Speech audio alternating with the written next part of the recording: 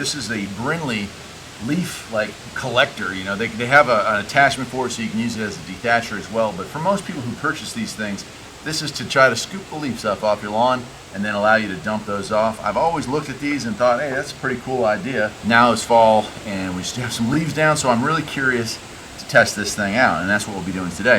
If you notice, the mower I'm using for this is just a very low-end Murray riding mower. It's an LT, so no special, you know, you don't need a garden tractor for this. This hooks just up with the pin itself.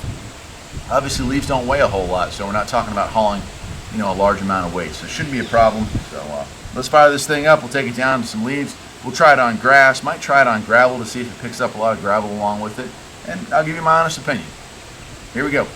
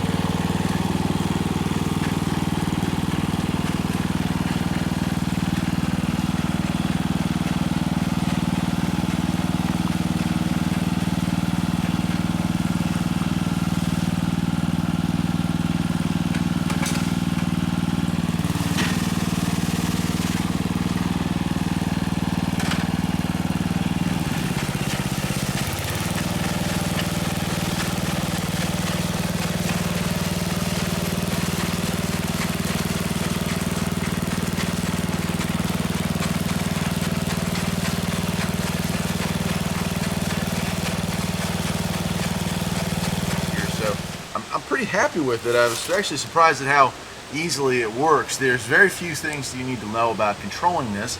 You have your height indicator here, so that addresses like if I'm going to have these brushes scraping down deep into the grass or just along the top to lift it up. I would imagine with dry leaves like I have here today that we would want it at a fairly high setting because it's just going to scoop them up. But if perhaps the leaves were wet, we would push it all the way down like it is right now.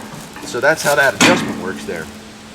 The only other tool you use is this, so that's just a release handle. It doesn't even lock, it just flips up, so you dump it and then you pull forward.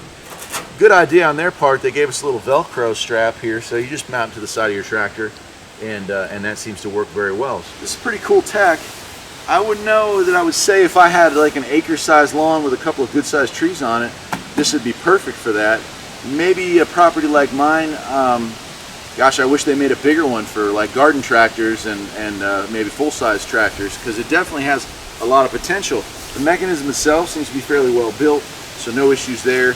And the little nylon brushes that actually do the sweeping seem to work well. If I was going to criticize it for anything, is that it does appear, especially at the lowest height, to want to pull up some of the gravel along with the driveway there. But I'm just going along the edge there, and of course because we plow in the wintertime, it pushes gravel over. So I did hear a little bit of it. I didn't see a whole lot when I dumped it.